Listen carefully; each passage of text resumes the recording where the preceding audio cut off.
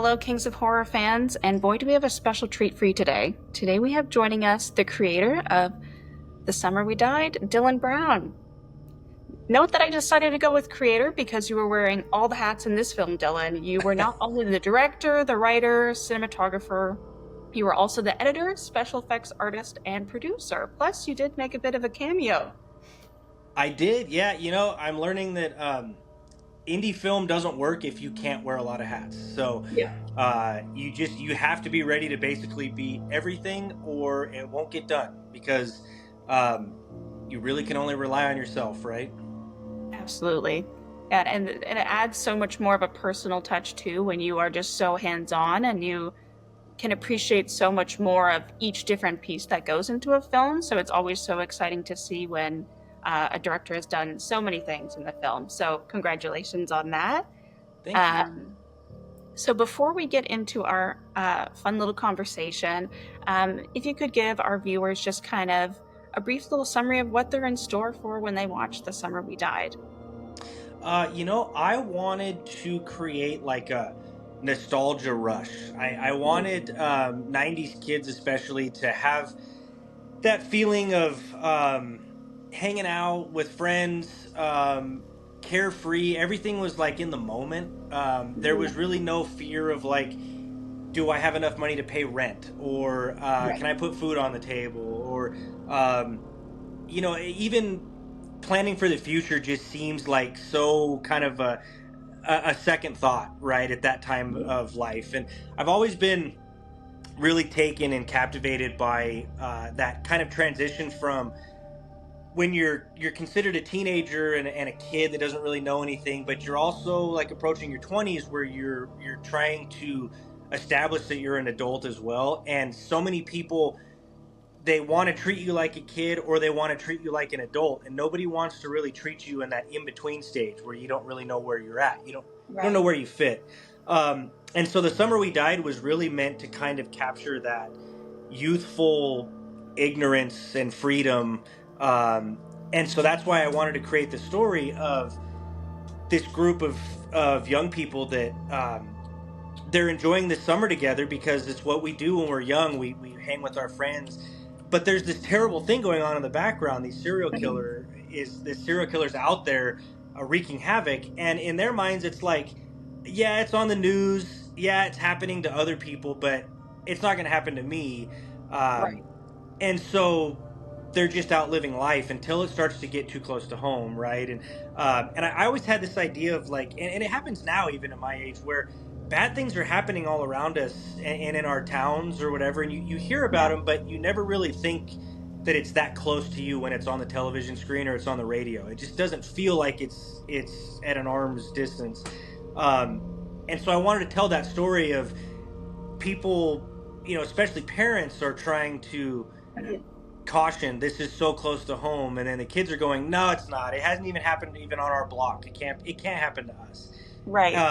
And so it's just really a story of that. It's just growing up and thinking you know everything when you really don't. Yeah. Well, thank you for that beautiful explanation. It does such a good job of capturing kind of that coming of age where you're not a kid, you're not quite an adult, and people are just treating you in a way that, you wouldn't prefer. And also about, you know, it hasn't happened to us. That whole kind of idea that is like, I think everyone can relate to, and it does such a great job of that. Um, Especially like, being online all the time, people are so aware of news, and then Yeah. you see, this thing happened down the street from me. So it does such a great job of really encapsulating that, as well as being such a fun time. So it does such a great job of having these different tonal shifts. So it is such a fun ride. So thank you for sharing that with us. Um, so I was wanting to dive a little bit deeper into some of your inspiration of The Summer We Died. Does that sound good with you? Absolutely. All right. So in a previous interview, you had mentioned that Death Proof by Quentin Tarantino is one of your wife's favorite movies, and that The Summer We Died is a little bit of an ode to her and her favorite movie, which is such a sweet thing.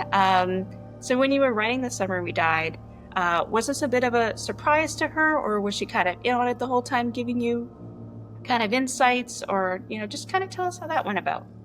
It's so funny. I'm always doing something, right? It's like she can't even keep up with like what project I'm on next. So I don't think she had any idea at all that that's where, what I was working on. I'm usually doing stuff with like, my Tahoe Joe Bigfoot series or creature Yeah. feature stuff. And so for this one, I remember the first time she saw the trailer, I don't even think she was aware that it was a movie that I made when she saw the trailer, because it's just so different than what I normally do. But yeah, it's she loves Death Proof. That is like her favorite movie, and she loves the whole idea of the girls kicking ass. Yeah. Especially against somebody like Kurt Russell, who was like this force in the 80s and 90s, and he's Snake Plissken, he's Jack Burton, and so when you see him in a movie like that where he's basically met his match against all these young small actresses and they kick his butt. I think Yeah. she just loved that. And so I thought it would be really fun to make something that would appeal to her. And also, it was pushing me into a new direction because it was forcing me to say, okay, I'm a 39-year-old man and I'm going to write a story here that deals with 20-year-old young women. This is going to be really kind of pushing me and seeing if I can tap into that. And Yeah. thankfully, like, thank God, I had the best cast of young women who really helped me figure out like how to move uh, some things around. It's like my idea of maybe how they would be when they saw it were like, yeah, I kind of get what you're going with, but we wouldn't really say it like that, or we maybe wouldn't do it like that. And so it was amazing to at times just kind of sit back and let them do their thing. And then I was almost taking like a documentary approach where I was just letting them kind of work. And so a lot of what you see in the film was really just the girls being friends and me Wow. documenting that. And a lot of that stuff that I had written kind of went out the window because I got so fascinated with just watching them do their thing.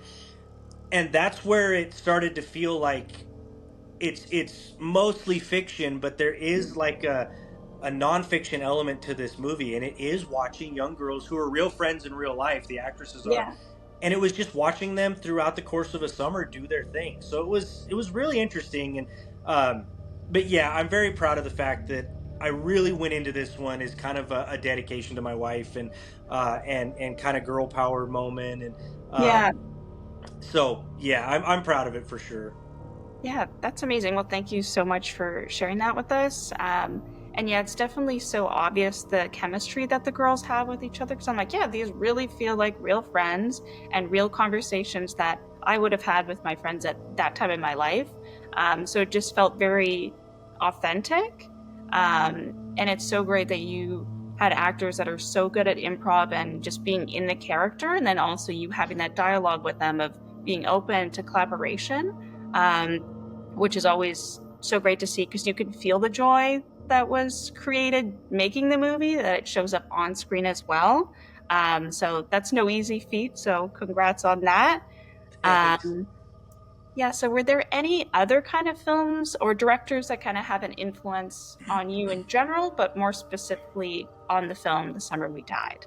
Yeah, so for that one, I was really trying to channel like what Larry Clark did with kids, and some of his early stuff, or Harmony Korine with a lot of his early movies. It had this like, I'm not necessarily like a fan of Gummo that Harmony directed, but the style was so captivating to me because it felt like a documentary, but the camera isn't really a character. It feels like a character, but the cast isn't necessarily talking to it like a documentary.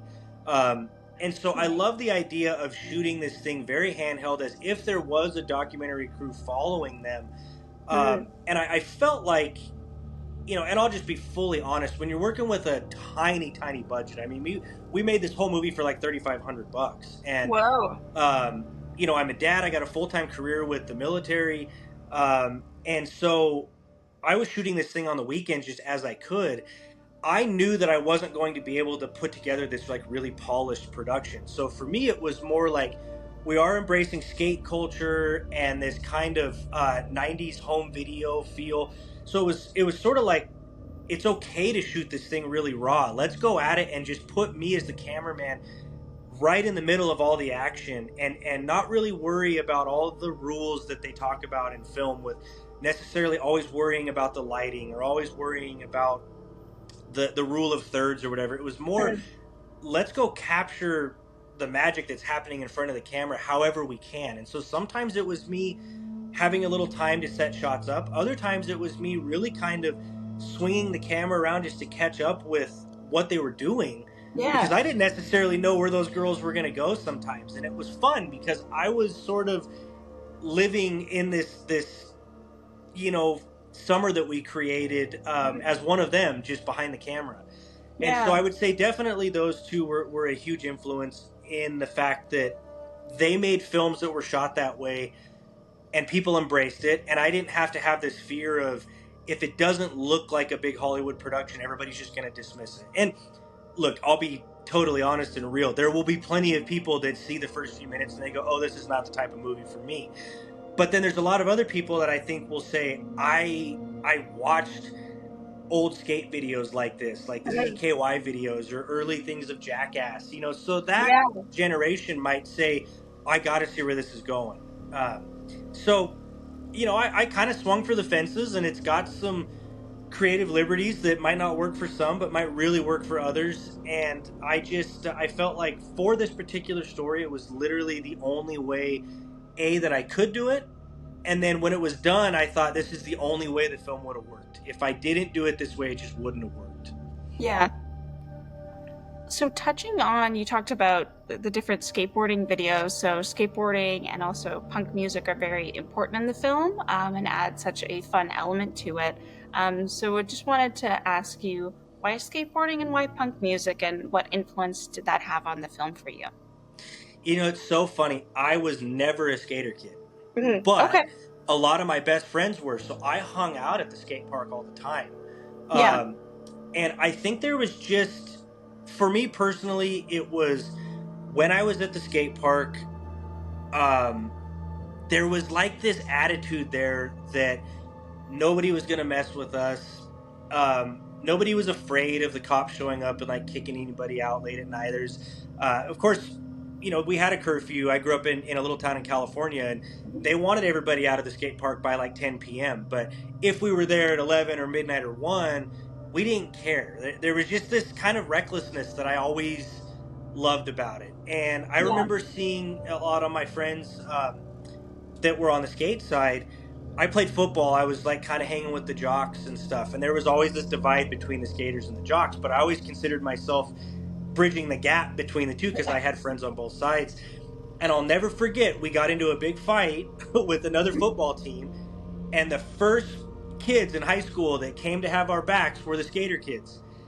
And Whoa. then there was this like weird respect there. And I always Mm. just loved the idea that they didn't like us.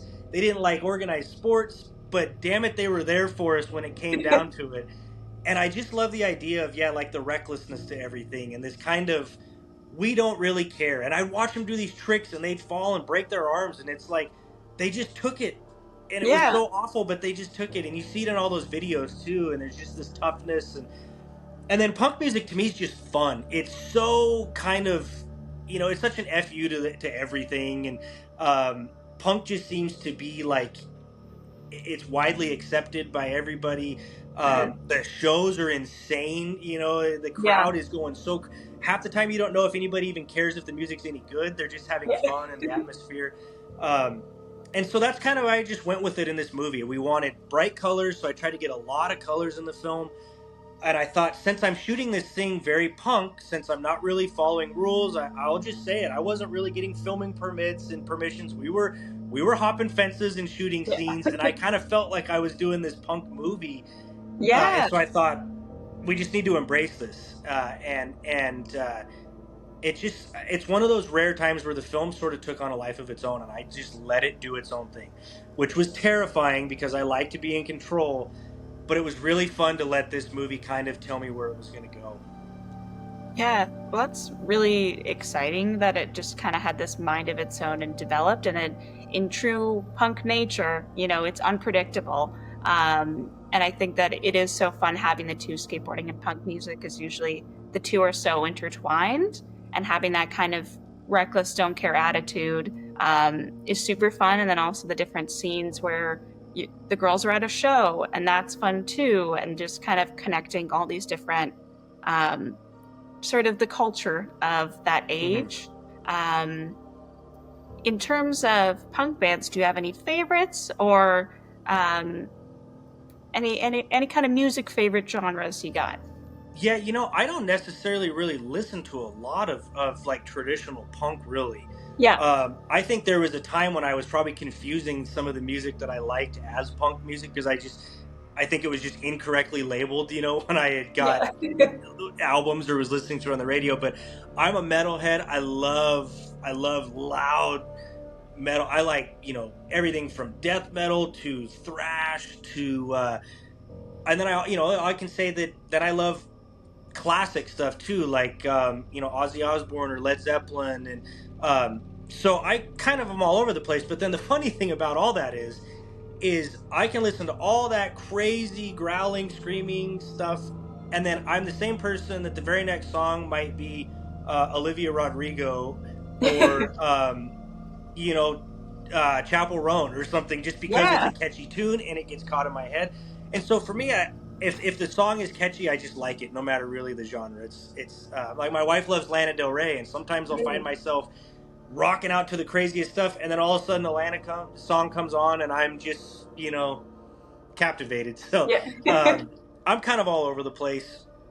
I think I just for this particular film, it just felt like we had to really stick with that genre. And so the show that Yeah. the girls are at, that's a real band here in Nevada, Acid Box, and they were putting on a show, and they were gracious enough to let us actually come film a scene at their live show while they were really playing. So Wow. that was really fun because they were not actors at all. They're performing, and we just went in and filmed around them, and they ended up being great. They gave us a lot of music to put in the film, so a lot of the stuff you hear is actually their music. Awesome. It was the first live show they had done, I think, in like 2 years, so it was really fun to be at Wow. their first kind of rodeo back. Just a great time. Yeah. Well, and it's so like fun just having the energy of them on stage, and then the girls having fun, and then the people that they interact with later who come later into the movie. I don't want to say too much to give anything away, but it's fun having all that kind of juxtaposition where it's going from so much fun to all of a sudden, are we being followed now? Yeah. So another great tonal shift. So there's so many great tonal shifts that come along in that film. So for those of you watching this, give it a check out. Um, so switching topics a little bit, you do a lot of great practical effects in the film. Um, Specifically, my personal favorite was the skateboard karate chop, if you will, which was super creative and unique. So, of all the kills that you did on The Summer We Died, which was your favorite to film and why? Yeah, I will. That one was my favorite, but I'll avoid saying why just because of the context. Um, Yes. but I will say that when we did a particular sequence with a head um, that is on the receiving end of a big boot, that was really fun because I got to get with my friends and we had dummy heads and we got to fill them with all this homemade viscera like chocolate syrup and hamburger Yeah. and basically just run tests and see what it looked like. And so when we went out to do that scene, we had a perfect head. Everything was perfect about it. And I kind of knew we have like one shot at getting this one right because it's Yeah. the only one that really matches the actor enough to where it's going to be a pretty seamless transition when we go to do all the editing. The other ones were significantly different sizes and all that, and I thought that's going to make it a lot tougher. So Mm. was really hoping we could nail it, and it was so much fun because the scene itself is such a dark, kind of jarring scene when it happens. Yeah. It catches you off guard and it's really brutal. But when we were filming it, I mean, the raw footage, we are laughing hysterically because when that first foot comes down to crush this head, I am covered in stuff. It's all over the camera. It's flying everywhere. Crew are like running out of the way because it's splattered everywhere. I mean, the behind the scenes footage was hysterically funny. Oh my gosh. So that one I would say, as far as like actually pulling it off, was the most fun to do, just because it was a mess, but Yeah. so funny. And we were looking around at the scene afterwards, and I thought, yeah, if anybody was to come here and look, there's just this like bloody wig on the ground and this concrete kind of spillage, and there's just stuff splattered everywhere. It looks so gross, but it worked out great for the movie. Yeah, well, it turned out amazing, and such a good transition that like it looks very realistic. But that is so fun that it was such a fun scene to film. I had also heard in a previous interview that you had an interesting type of concoction for the blood that you made. So just kind of wondering how you came about that, and is it a family recipe? It's a horror dad's recipe. So in our Ah, group, Dustin Tamplin, another director, he kind of perfected this blood recipe of sugar-free maple syrup. And I can't remember why he said sugar-free works better. I think when it dries, it's not so sticky. ah, So sugar-free maple syrup, water, cocoa powder, and red food coloring. And hmm, it dries dark like real blood would. It's delicious. It just tastes like chocolate and maple syrup together. So the actors love it because it tastes yeah. delicious, and it's really cheap to make. Um, and then it washes out because it's food product. You don't really have to wear. A lot of the fake blood that you buy, it says it's washable, but I don't know how many times I have ruined towels or things that I should not have mopped up with it, and then I'm getting scolded because it was like, well, that's cool, you just ruined this, and I'm like, yeah, sorry. um, but yeah, it's a good one, and it's delicious because I've had it all over me, and then next thing you know, you notice all the actors are through the whole rest of the shoot, everybody's licking their fingers, and That's very fun. Yeah, I did notice there were a few finger licks in one particular shot, and I had watched the interview first, so I'm like, okay, I do know the reason why, but also this is very spooky. right. Um, but so I heard as well that this was your first kind of on-screen death that you've done. So kind of how was that experience for you? And can we see you on screen again sometime soon? Is that something you're interested in doing, more acting? So I've cameoed in all of my films, like usually just like a little. I always love what Hitchcock did, so I would find a way to do something. But in the Tahoe Joe movies, we're filming part 3 right now. Actually, this Yeah. week I have a huge production. Um, in those films, I'm like a main character because I play myself. It's like a pseudo fake documentary. So I'm in that one a lot, and I'm on screen a lot. But it's very different when I am playing myself versus jumping in front of the camera to play another character. Right.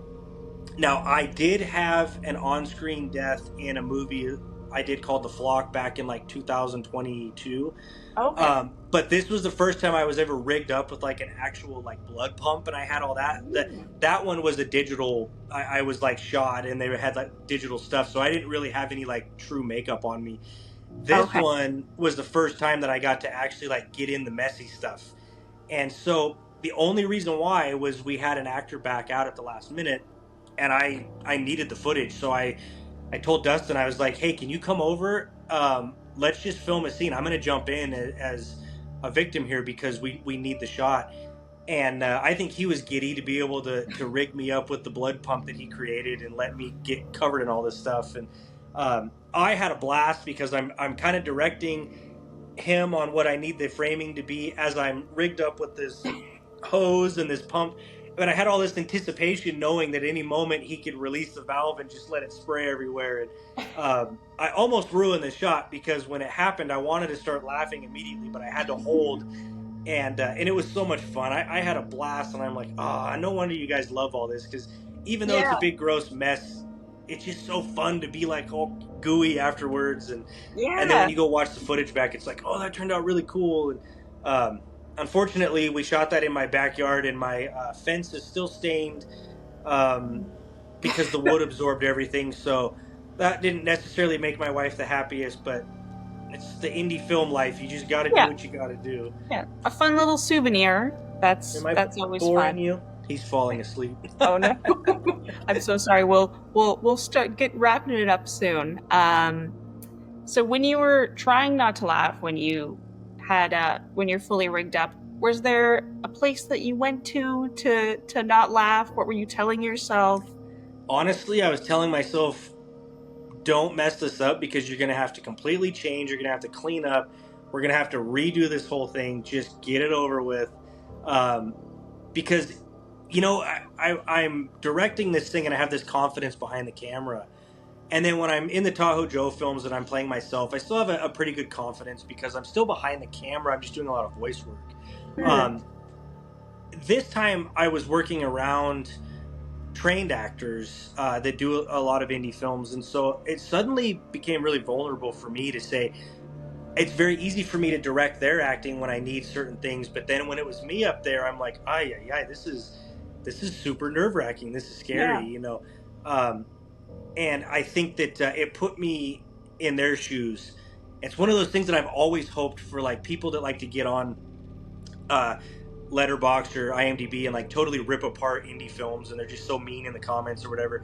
I'm always Yeah. like, hey, whatever, it's your opinion. But if you could only be in our shoes and how nervous we are when we put a movie out there, it's like we spend months and months trying to make something cool. Like nobody ever sets out to make a bad movie. You all think the way you're making is going to be entertaining and Right. fun. And we even if people hate it, we did not phone that in. Like we tried hard, and so it when I was up there doing that acting side, it really did make me feel like, if I do have an actor that I think is maybe not giving it their all, I had to kind of have a little emotional intelligence there and say, hey, I just was in your shoes. I get it. It is scary when everybody's watching you and you're trying not to let a bunch of people down. And I think it kind of humbled me in a way to where I wanted to be a little more forgiving on stuff. And I not like I've ever really been like a Stanley Kubrick tyrant or anything, but I like to shoot really, really fast. I like to Mhm. shoot really quick and move on. And so many times I'm like, come on, you guys, we got to get going. Let's get this done now. Like, get it done right. Let's go. And now I'm a little bit more like, you know, if they're a little nervous, it's like, what, it's okay. There's always time to shoot another take. It's just Yeah. an indie film. This isn't a studio back film. I'm not on any kind of a deadline. Just chill out. And so it was cool. It was a good experience for me. Yeah. Well, thank you so much for sharing that. I really appreciate that. Um, and yeah, that is such a wonderful experience to have to be like, I've been in their shoes and now I know how this feels. And I think that makes someone a much better director to be an actor's director, where that you're like, you know how it feels, and to be like, you know what is it? What kind of note can I give them to help break through? Instead of being like, Yeah, go now, cry, and everyone's watching you. So it's nice knowing that you've been in their shoes, and I think that um, will definitely help you so much more in the future as well. To be like, yeah, I know how actors work. So I that's agree. super awesome. Yeah. Um, so I'm also wondering if you could tell us a little bit about your journey as a filmmaker from, when you first picked up to the camera to where you are now. And like, is there anywhere that you're hoping to go? Is there a big dream? If you'd like to share with us. So ever since I was a little kid, I was always messing around with my dad's video camera. And so as a movie lover, I think most of us, when we're young enough, you want to be a movie maker. I think so many. I mean, in fact, I would almost bet most kids want to make something because you love a movie, so then you want to create it. And it's like if you're not putting on a play or something, you are stealing dad's camera trying to make little home videos and all that. And so I was always interested in it. I got really into writing though because I knew that at least writing, my imagination could go anywhere. There's no budget to hold me back. I can just do whatever. Um, but when COVID hit, and especially with me working for the United States Army, the base was like shut down, and we didn't really know what we were doing. It was like nobody at the time knew it was so early on. So I was home a bit, and I'm like, okay, I don't really know what's happening in the world, and there's a lot of like isolation. Yeah. So I just one day I went on a hike and I took my phone with me, and I made a little Tremors fan film because I live here in Nevada, so it's just perfect. And it was great, and I had so much fun, and I put it on Twitter, and Bloody Disgusting of all sites, one Yeah. of their writers like saw my little fan film and they posted it on their website. And so I Wow. went from having like 8 people on YouTube ever watch my stuff to like 12,000 views overnight. And I'm like, whoa, this is so cool. I got all these views. This is really cool for me. But I had so much fun doing it that I just kept thinking, oh, what could I do next? What could I do next? So I just sort of kept at the short films. And then eventually I wanted to tackle a feature. It was a catastrophic nightmare. Everything that could have gone wrong went wrong, but we did it, and I Yeah. think every director has that happen. And then I just kept pushing, and I knew what I was doing was not going to be everybody's cup of tea because I love making found footage movies. Many horror fans think found footage is just like a cheap way out. But for those of us that make it, it's because we don't have these huge budgets. We don't have a lot of time, and found footage gives a lot of us that freedom to do whatever we want. As far as like, if you have a cameraman shadow in it, well, it's okay because it's found footage. It's raw. Yeah. Um, and so I got into doing a lot of that, and we had this great success and kind of cult following with the Tahoe Joe films. And I knew that we were going to keep doing that. I knew I was going to keep doing found footage stuff because, like I had mentioned, obviously being a dad and working 50 hours a week, it's just, I'm not going to throw caution to the wind and put my family in a weird position and just go be a filmmaker. So found footage allows me to do that. But there was always something in the back of my skull that was like, you need to try something different. And so when The Summer We Died sort of came to me, and I don't even really remember where the story came from, to be honest. It's weird. It was just sort of, I almost, like, the only memory I have, I was like already writing notes in my phone, and I'm like, I don't even know where this came from. It's so strange. Yeah. But I just remember saying, like, when I do that one, yes, I'll find a way to do it feasible. So obviously, like I said, with like the Larry Clark influence, the handheld style, but I knew that I needed to really put some gloss on it and some shine on it and do some stuff that was really different for me to push myself more than anything. And I thought, even if people don't like this at all, this one's for me. This one is for me 100%. This is because I'm influenced by these filmmakers I love. I'm doing this to impress my wife. I mean, honestly, the greatest motivation ever is impressing somebody you're in love with. It's like, Yeah. I want to make this the coolest thing ever, so she likes it. Yeah. And so for me, it was like, I don't care if nobody likes it. I don't care if it even ever gets released. I just have to make this movie. Yeah. And then when it was done, I remember watching the film back for kind of the first time that I wasn't watching it with a critical eye, and I just wanted to watch it back and see everything from start to finish. And I legitimately had like a sense of, you did it. And I was so happy with that moment. There wasn't anything that I thought, oh, we need to go back and fix that. I kind of had this moment where I realized it is okay to say, this is the best I could do at this moment in my life, and I'm okay with that. I'm not going to do the whole, you should have done this, you could have done this. At that time, when I watched this movie, I know that that was the best I could do at that time, and I'm super proud of it.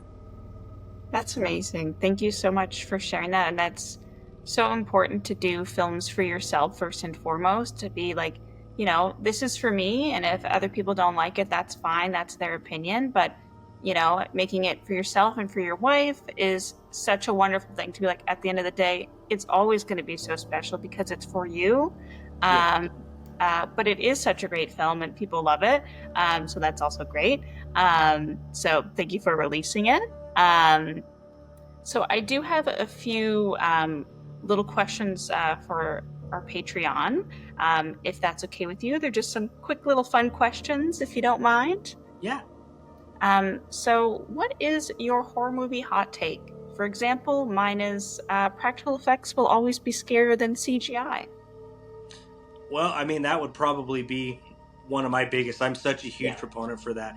Nothing made me more upset than that 2011 prequel to The Thing, and knowing that they took all those practical effects that those guys built and then they CGI'd them over. I was like, it made me sick. I would say another one is that less is more still in horror. Jaws is Jaws for a reason. Mhm. That same with Silence of the Lambs. I think people are tricked into thinking that Hannibal Lecter is in the film more than he is, because what they did give you was powerful enough, so you didn't get an overexposure to him.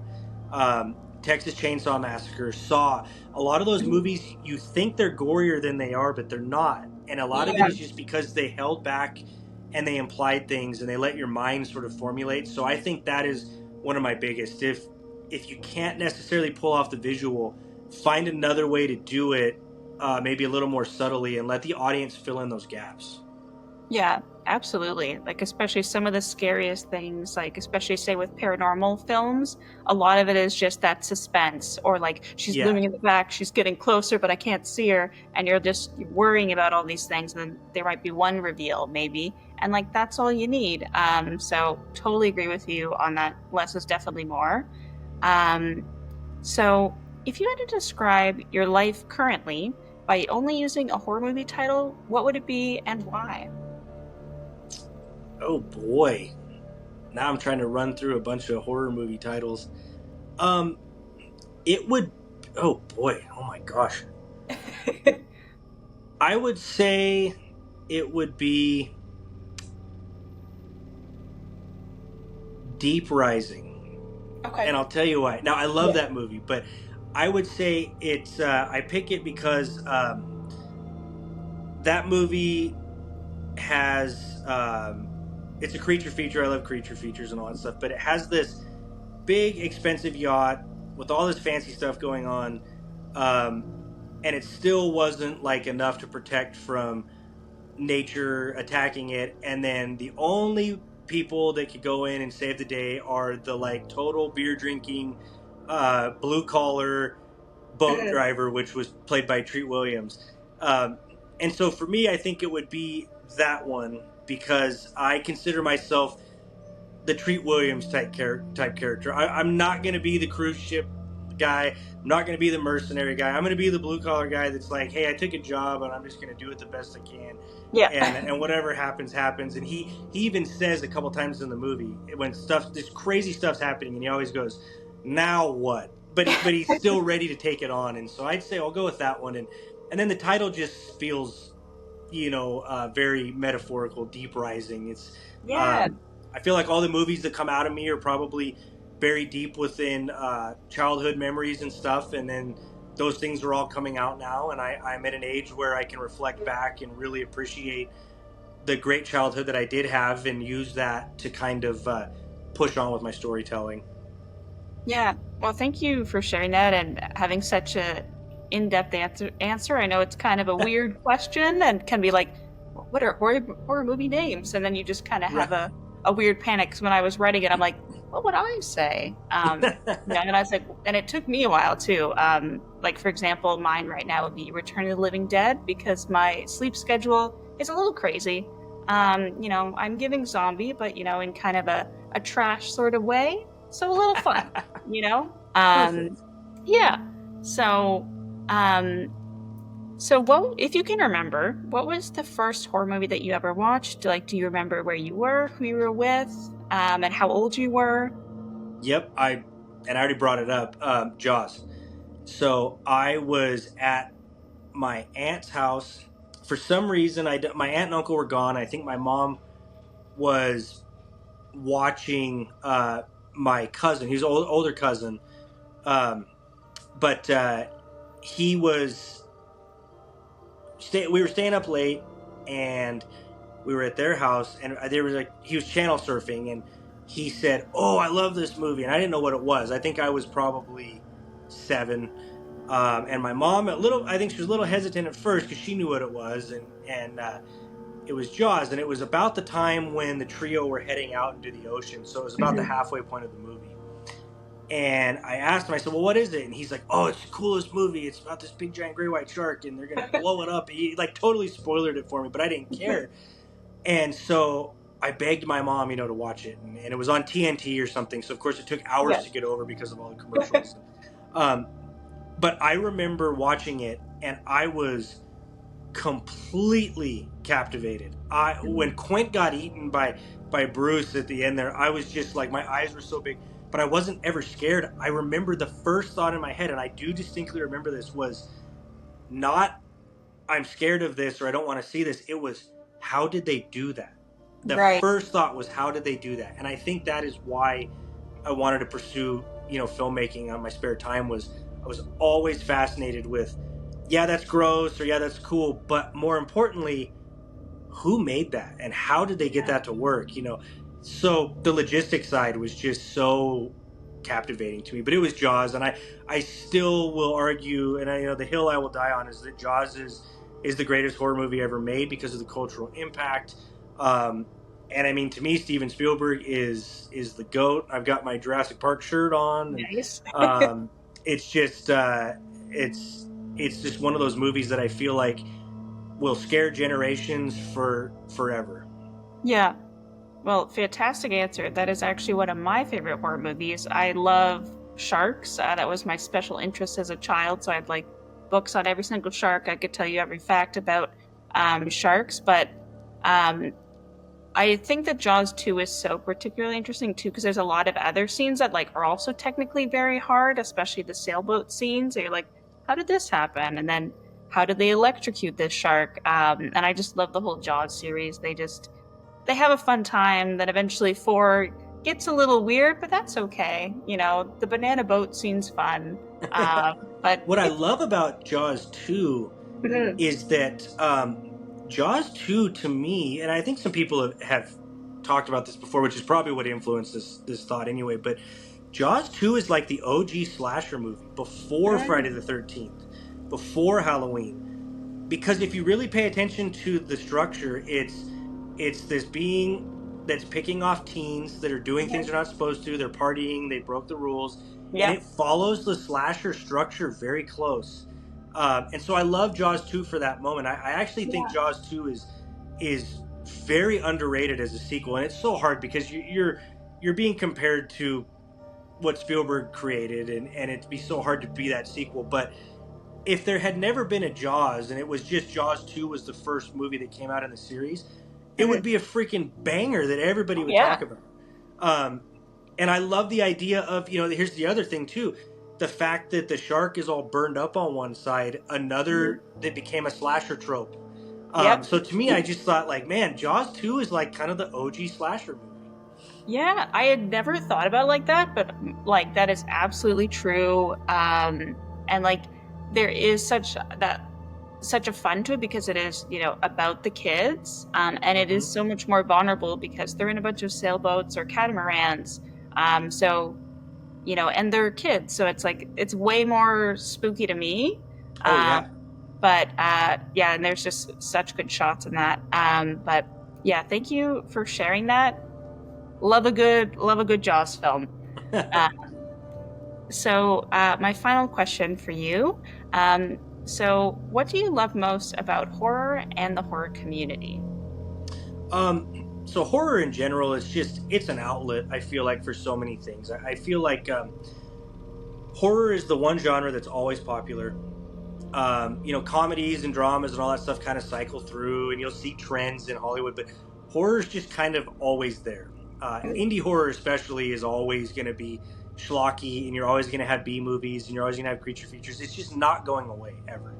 Yeah. Um, but I think what I love so much about it is horror is such a time capsule on where we are as a nation, or where we are in the world, because you see so many themes in horror movies just disguised as George Romero's zombies and all that stuff. They always had a very impactful meaning behind them. They're just disguised as in a bloody horror movie. So I think horror is amazing for kind of, you could watch any horror movie um, and kind of know what was going on in the world. Like, was this heavily influenced by Vietnam, or was this more of a post 9/11 movie, and stuff like that. And then the horror community as a whole, I just feel like they're so accepting of the little guys like us. They will be okay if your budget is really tiny. They just want a good story, or it feels like you can get away with a lot more, and be embraced for it because of the horror Yeah. community. They will support it. They will shout it from the rooftops if they really like it. They will. I always notice that more people that actually seem to kind of talk crap about our movies are the people that aren't really big fans of the genre. They're For sure. just more casual moviegoers that get disappointed because they're not getting what they think they should. But the people who are really really into horror stuff, they kind of seem to know what they're doing. Here, buddy, go ahead, lay down. They kind of know what they're doing and or what they're in for, and I Yeah. just feel like they're like, if they love it, they will tell everybody they love it, and if they didn't, most of the time I feel like a true horror fan just kind of keeps that to themselves, and they'll still find a Yeah. way to maybe say something kind. um, and it seems like a lot of the haters that are out there are people that they're not really lovers of the genre. They're just casually putting something on, and they're not used to low budget stuff, so they think it must suck if it looks low budget. Hmm. That's just the way it is, unfortunately. Yeah. No, like I do find that of all the genres, horror is like the most ride or die for the community. Absolutely. Like, it could be any film that like it could be have no budget becomes a huge cult classic because people just love it so much, and it doesn't matter if it looks low budget or maybe the acting wasn't Oscar winning or things like that. People just like ride or die for it, which I love. And like they're like, oh, this is like, I like this director, so I'm gonna watch all their stuff. Or like, I love this scream queen. What are all the things she's done? And like, you don't see that in other genres in the same way. Absolutely. Absolutely. So yeah, it's such a great community. So yeah, so keep up the good work, horror fans. So that kind of covers my Patreon questions for you. So I just wanted to thank you so much, Dylan, for your time and for discussing your film, The Summer We Died, with us. And it was such a pleasure hearing kind of all your different things about you as a person, the film, as well as other fun little questions. But before we go, is there anything coming up that you'd like to plug right now? And also, where can we connect with you and stay up to date on all the exciting things you have coming up?